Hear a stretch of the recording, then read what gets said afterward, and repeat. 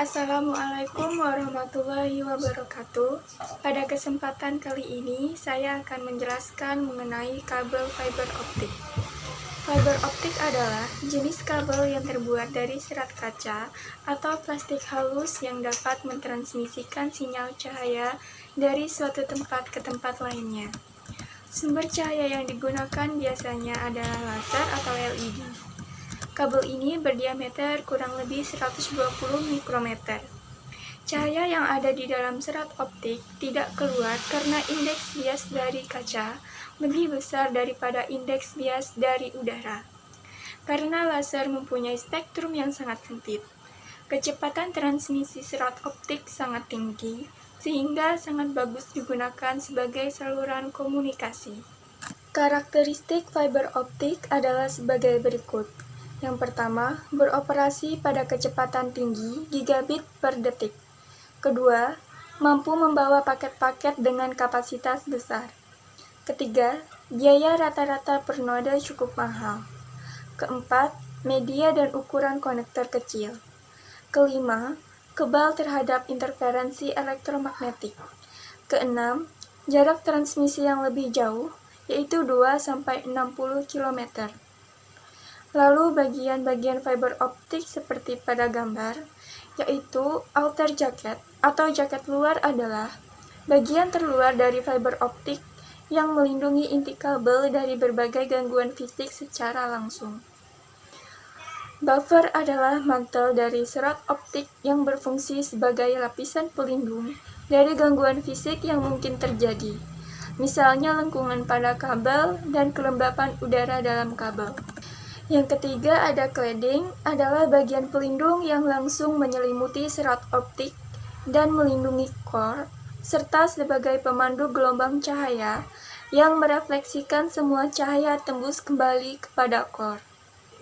Core atau bagian inti adalah bagian yang mentransmisikan cahaya yang terbuat dari kaca atau plastik. Kabel fiber optik memiliki berbagai kapasitas, di antaranya ada 6, 8, 12, 24, 48, 96, 144, 248, dan 288 core. Susunan warna kabel fiber optik distribusi yaitu yang pertama, biru, 2 oranye, ketiga hijau, 4 coklat, 5 abu-abu, 6 putih, 7 merah, 8 hitam, 9 kuning, 10 pink, 11 ungu, dan 12 toska. Dengan satu tub terdapat 6, 8, dan 12 warna core inti. Kode warna dan pelabelan kabel fiber optik. Dalam kabel fiber optik dengan jumlah core yang banyak, maka core itu akan dikelompokkan dalam satu selubung atau tub. Satu tub mengandung 12 warna kabel fiber optik core. Dengan demikian, kabel fiber optik 24 core akan memiliki 2 tub yang masing-masing berisi 12 warna core. Serat optik yang berbeda, warna selubung untuk pembungkus kelompok warna core, serat optik pun juga berdasarkan urutan tersebut. Untuk contoh tersebut, maka selubung core-nya akan berwarna biru dan oranye.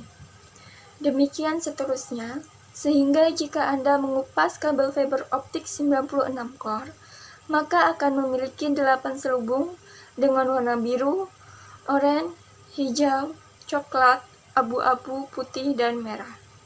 Selain warna kabel fiber optik core, ada kode sebagai keterangan tambahan untuk kabel fiber optik tersebut.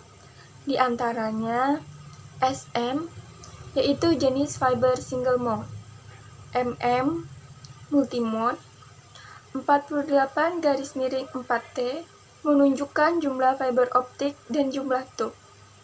A, aerial atau kabel udara. D, fiber optik kabel duct. DB, direct buried, kabel tanam langsung. LT, lost tube, tub yang berongga. ST, strike tube, yaitu tub tanpa rongga. SCPT, single core per tube, digunakan untuk kabel distribution.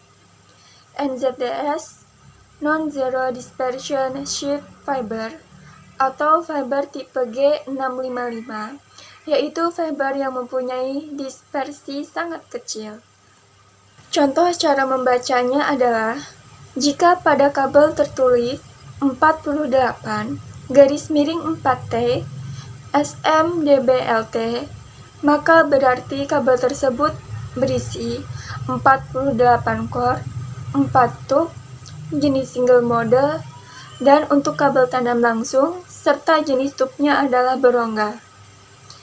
Dengan keterangan kode tulisan dan kode warna pada kabel fiber optic core, maka akan mempermudah teknisi mengidentifikasi sehingga tidak terjadi kesalahan saat penyambungan atau splashing, dan mempermudah mengkoneksinya dengan peralatan yang lain seperti ILD atau LED, patch, cord, switch, dan lain-lain.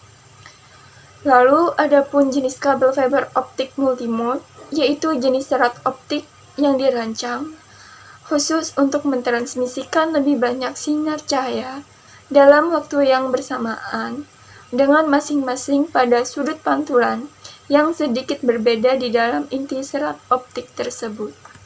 Berikut ini karakteristik jenis kabel fiber optik multimode, yaitu laju datanya rendah, jarak pengiriman datanya pendek, masa pakainya lama, sensitivitas suhunya minor, biayanya rendah atau murah. Ada pula jenis kabel fiber optik yaitu single mode, yaitu jenis serat optik yang umumnya digunakan untuk mentransmisikan jarak yang lebih jauh. Karakteristik jenis kabel fiber optik single mode yaitu laju datanya tinggi, jarak pengiriman datanya jauh, masa pakainya sebentar, sensitivitas suhu substansial, biayanya mahal. Dan kita akan membahas jenis konstruksi kabel fiber optik, di antaranya yang pertama, duct kabel atau kabel duct adalah kabel fiber optik yang instalasinya menggunakan pelindung pipa duct atau subduct. Kabel ini dipendam dalam tanah. Metode pemasangannya dengan cara galian terbuka atau open trench, ataupun boring rojok atau manual boring. Yang kedua ada direct buried kabel. Direct buried kabel atau kabel tanam langsung merupakan kabel fiber optik yang instalasinya dipendam dalam tanah dengan metode galian terbuka atau open trench. Kabel digelar langsung tanpa menggunakan duct atau subduct. Jacketing kabel ini didesain lebih tebal daripada kabel duct. Yang ketiga ada aerial kabel.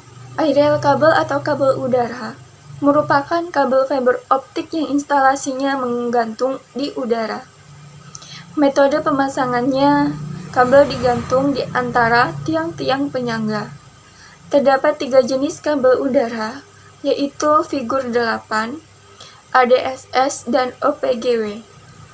Yang keempat ada indoor kabel, kabel fiber optik yang diimplementasikan di dalam bangunan atau gedung.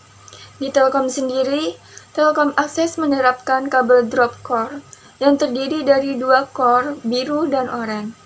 Diterapkan di topologi FTTH atau Fiber to the Home dari ODP ke user. Lalu, ada beberapa jenis-jenis konektor fiber optik, yaitu pertama, FC atau fiber connector. Digunakan untuk kabel single mode dengan akurasi yang sangat tinggi dalam menghubungkan kabel dengan transmitter maupun receiver. Konektor ini menggunakan sistem drat ulir dengan posisi yang diatur, sehingga ketika dipasangkan ke perangkat lain, akurasinya tidak akan mudah berubah. Yang kedua ada SC, yaitu subscriber connector. Digunakan untuk kabel single mode dengan sistem dicabut pasang. Konektor ini tidak terlalu mahal, simpel dan dapat diatur secara manual, serta akurasinya baik bila dipasangkan ke perangkat lain. Yang ketiga ada ST atau strike tip. Sangat umum digunakan baik untuk kabel multimode maupun single mode. sangat mudah digunakan baik dipasang maupun dicabut. Yang ketiga ada Biconic, salah satu konektor yang kali pertama muncul dalam komunikasi fiber optik. Saat ini sangat jarang digunakan. Lalu ada MPO atau Multi Fiber Push-On, yaitu konektor yang dibuat khusus untuk kabel pita multifiber. Konektor single mode MPO memiliki ferrule siku yang memungkinkan pantulan baik minimal, sedangkan konektor multimode ferrule biasanya rata. Lalu ada konektor SMA. Konektor ini merupakan pendahulu dari konektor ST yang sama-sama menggunakan penutup dan pelindung.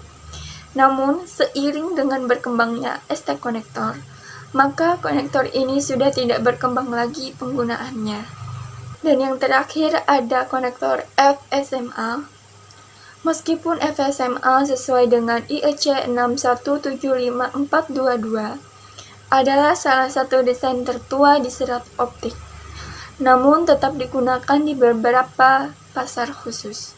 Selain aplikasi industri, ini terutama digunakan dalam teknologi medis. Cukup sekian yang dapat saya sampaikan. Salah hilaf mohon maaf. Wassalamualaikum warahmatullahi wabarakatuh.